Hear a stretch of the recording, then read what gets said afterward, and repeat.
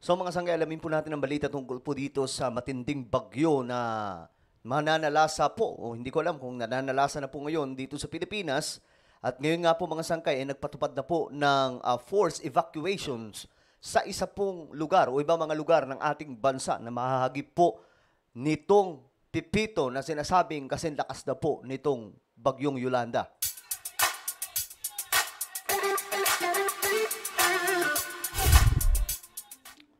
So hello, what's up mga sangkay? Magandang oras po sa inyong lahat. Naway, okay lamang po ang inyong kalagayan ngayon mga sangkay. Aba, meron po tayong kinakaharap ngayon na malaking problema sa ating bansa. Mga sangkay, dulot po nitong pinangangambahang malakas na bagyo na posibleng magdulot ng isang malaking kalamidad sa ating bansa. Actually, di pa po tayo tapos mga sangkay, no?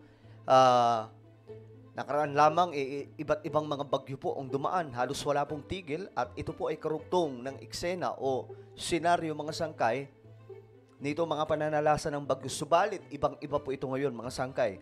Dahil itong mabagsik na bagyo na ang pangalan ay Pipito, malakas daw po ito. No? At ito, magbibigay po ako ng update mga sangkay regarding po dito. Anyway, bago tayo magsimula, paki-subscribe po muna yung ating YouTube channel.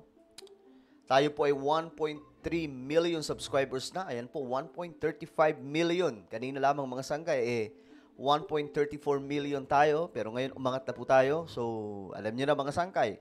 Yung mga hindi pa po nakakapag-subscribe dyan, click the subscribe down below, click the bell, and click all. Sa mga nanonood po sa Facebook, i-follow niyo po yung ating Facebook page. Dahil mga sangkay, naku, mahalaga pong topic ang ating pinag-uusapan po dito. Alright? Sa mga solid sangkay na nanonood po ngayon, mag-comment po kayo ng hashtag solid sangkay kasama po ang inyong mga lokasyon. Alright guys. Ito nga po yung bagong update ngayon.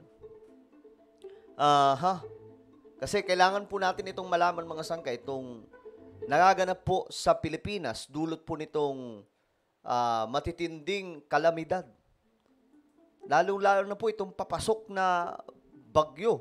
Actually, nasa karagatan na po ito mga sangkay, nananalasa ngayon at hindi ko alam kung may mga lugar na po ngayon sa ating bansa na inuulan dahil nga po sa lawak ng nasasakop po nitong bagyo. Ngayon mga sangkay, ito nga po ang balita. Ayan. Nagkaroon na daw po ng forced evacuation. Pinatupad daw po ito doon sa Bicol. Ngayon, pakita ko lang sa inyo mga sangkay, ito po yung real time ngayon sa bagyong ito. Ayan. Inyo po makikita itong bagyo mga sangkay na napakalawak, napakalaki. Yan po yung galaw niya ngayon mga sangkay sa eksaktong oras. No? Ito po ay delikado kung kaya't mag-iingat po ang lahat mga sangkay. So ngayon alamin po natin itong anong nangyari doon sa Bicol.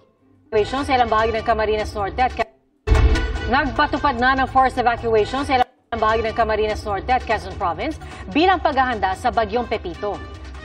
May mga banta kasi ng daluyong sa ilang lugar na malapit sa dagat.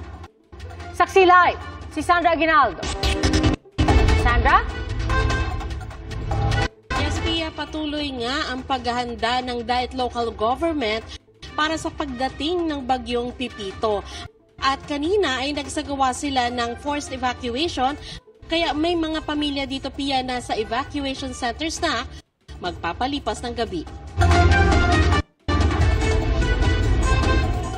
Sa paaralang ito muna mananatili ang nasa 80 pamilya na inilikas mula sa tabing dagat sa Daet Camarines Norte.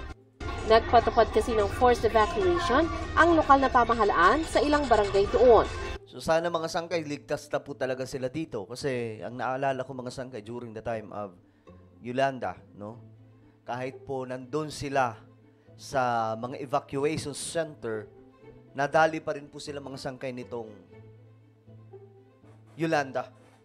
Kung kaya't after po ng bagyo na yun mga sangkay, nagkalat po sa kakalsadahan yung maraming mga tao, mga sangkay, na pumanaw. So sana itong mga sangkay ay best location for evacuation.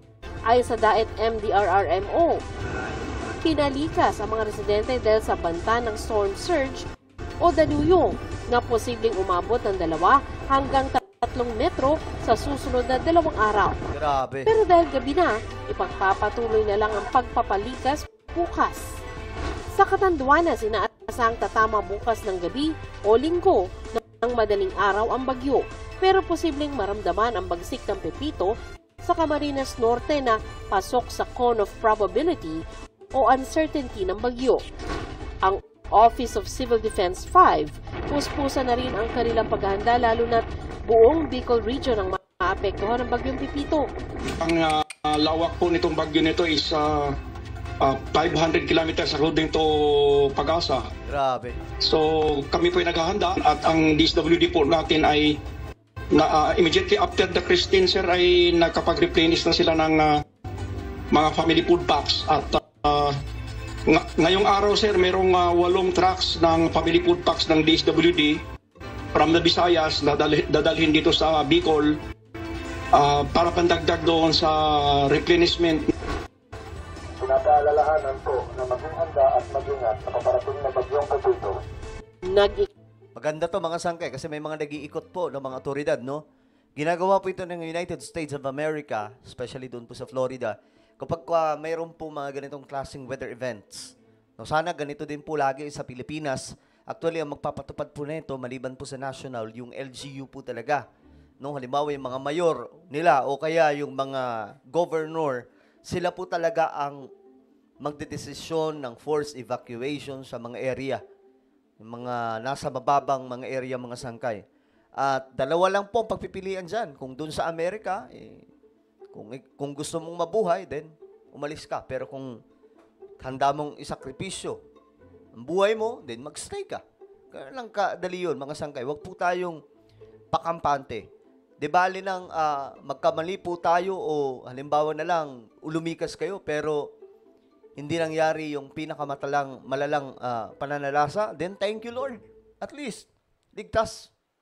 Kaysa yung tipong andyan na po yung bagyo, saka pa lamang po lilikas. Delikado po yan. Ikot naman para magpaalala ang Philippine Coast Guard sa mga nakatira malapit sa dagat sa Lucena City, Quezon, kaugnay sa parating na bagyong Pepito. Tulad sa barangay Dalahican kung saan sanay na raw sa malalakas na bagyo ang residente. Bahay namin dito nung una, nawas out yan, dala sa dagat. Ang mga mangingisda, inahon na mula sa dagat ang kanilang mga bangka para hindi masira. Kanya-kanyang paghahanda na rin ang iba pang residente. Kung gamit ko sa amin, naka-ready na po kanina pang maga, tsaka itinaas ko na rin po yung mga gamit namin na pwedeng pasukin ng baha. Ayun, yan ang maganda mga sangkay kasi marami sa mga kababayan natin ngayon nadadala na rin po sa mga nangyayari, ano? Actually, mga sangkay sa ibang mga lugar ngayon, no? Doon sa Visayas, nagkakaroon na po ng panic buying dahil nga po dito sa bagyo, no? Nag-impact na po sila ng mga pagkain kasi alam po nila ang mangyayari. I remember, mga sangkay, during the time of Yolanda, 2013, nung pagkatapos po ng bagyong mga sangkay, wala pong pagkain. Sobrang need ng mga tao ng pagkain. Pinasok po nila yung isang mall. Kinuha lahat ng pagkain. Ganyan po ang nangyari ng mga sangkay. Ano gagawin mo sa pamilya mo niya? Yun nga po, iyan mo muna po doon sa akin ate. Papasama ko po muna doon sa Laguna. Handa na rin ang mga responder ng lalawigan, gayon din ang mga kagamitan sa mga evacuation center. Bilang pag-iingat, pinag-utos na ng gobernador ng Quezon sa mga Local Disaster Risk Reduction and Management Office na magsagawa ng preemptive at forced evacuation. Forced evacuation na po ito. Sa mga lugar na mataas ang banta ng baha, pagguho ng lupa at daluyong. At kung may mga residenteng di susunod sa pagpapalikas. Tinalaga na rin ang PNP at ang Army na tumulong sa pagsiguro ng forced evacuation sa ating mga kababayan na hindi susunod. Sa press briefing naman kanina sa NDRRMC, ipinag-utos din ng Pangulo ang dagliang paglikas ng mga tao. O, ayan. May direktiba na po, mga sangkay, from our President. Mabilisan. Na-witness po ni PBBM during the time of Yolanda, mga sangkay, ang sinapit ng buong Tacloban sa Leyte. Kaya ito na po yung kanyang direktiba, lumikas na. Yun nga ang sinasabi ko, mga sangkay. Lumikas na hanggat may oras pa. Dahil delikado yung bagyo. mahirap mga sangkay kung kailan andyan na yung bagyo, saka po tayo magre-ready. No, hindi po yan, hindi po yan tama. Ngayon pa lang, kahit hindi pa sinabing mag-force evacuation, umalis na dahil nga po delikado. Mula sa mga lugar na may banta ng storm surge. It seems to be a significant one because if we're talking about 3 meters, that's almost 1 floor. Grabe, 3 meters? Almost 1 floor mga sangkay na bahay yung taas niya. So, kailangan talaga nating abisuhan ang mga LGUs. Sinabihan din ng Pangulo ang DILG na makipag-ugnayan sa mga lokal na pamahalaan bilang paghahanda sa epekto ng bagyo. Kailangan din daw na ma-deploy na ang mga emergency vehicle, heavy equipment, rubber boats at air assets ng gobyerno sa mga lugar na tatamaan ng bagyo. Ayan na mga sangkay. Well, ready po ang buong puwersa ng ating pamahalaan. Kung ano man ang mangyari mga sangkay, ang pamahalaan po natin ay nakapaghanda ngayon. Pia, sariwa pa sa alaala ng mga residente dito yung bagyong nagdaan, yung Christine at maging yung Ulysses ng 2020. Kaya po, may mga kababayan tayo dito na talaga naghanda, no? Meron isang malaking grocery store dito kanina na nakita ko halos wala ng tinapay. At meron din po mga kusa na ring lumikas. Katunayan, yun ang maganda. Pia ay punuan na, pati yung mga hotel dito.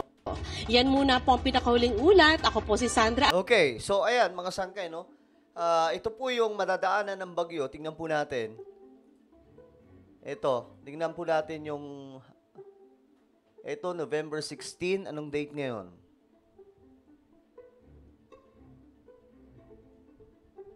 Today. Tama ba? Ngayon, Saturday. Ngayon po ito mga sangkay. November 16. Medyo pa lang. Mayroon pong heavy to intense doon po sa Eastern Samar, Northern Samar, actually sa Giwan ngayon. Hindi pa po nagla-landfall ang bagyo, mga sangkay, pero ganun na po kalala. Ayan, makikita nyo ito, may mga kulay. Ito po yung mga madadali na po ng bagyo. Lalong-lalo na po itong red, mga sangkay, Catanduanes, Camarines Sur, Camarines Norte, Albay, Sorsogon. So, halos parehas ang lakas nito mga sangkay nitong orange. Kasi itong red, intense to torrential. Samantalang itong heavy to intense, ito naman po yung orange. So, Sunday evening, November 17, ito na daw po mangyayari. Papunta na po ito dito sa Metro Manila. Okay? Malaking bahagi po ito ng buong Pilipinas, mga sangkay. Up to, ayan po, pagkatapos ng linggo, pagka Monday, doon na po ito sa norte, mananalasa. So, malaking bahagi ng norte ang maaapektuhan dito, mga sangkay. So, please be ready. Maging alerto, mga sangkay. Again, sabi po nila, ang magiging storm surge ay halos magiging taas po ng isang palapag, mga sangkay na bahay. Pwede pa ngang umabot doon. No? Kaya mag-iingat po talaga ang lahat. Delikado po ito. Ulitin ko, delikado ito hanggat maaari. Hindi lamang po, wag pong maghintay ng forced evacuation. Kayo na po mismo kumusa kung delikado po yung inyong pwesto. Lalong-lalo na po yung mga nasa gilid ng dagat. Wag pa kampante. Tandaan po natin yung nangyari sa Yolanda. Nakakatakot. Alright, so ano po ang inyong opinion, mga sangkay? Just comment down below. Meron po tayong isang YouTube channel. Ito po ay Sangkay Revelation. Ayan, hanapin nyo po ito sa YouTube. Magaganda po yung topic natin dito, mga sangkay, regarding sa Biblia at mga propesya na nakasulat dito. Alright, so kapag nakita nyo na sa YouTube ito, i-click nyo po yung subscribe, i-click ang bell, at i-click nyo po yung all. Ako na po yung magpapaalam, mag-iingat po lahat. God bless everyone.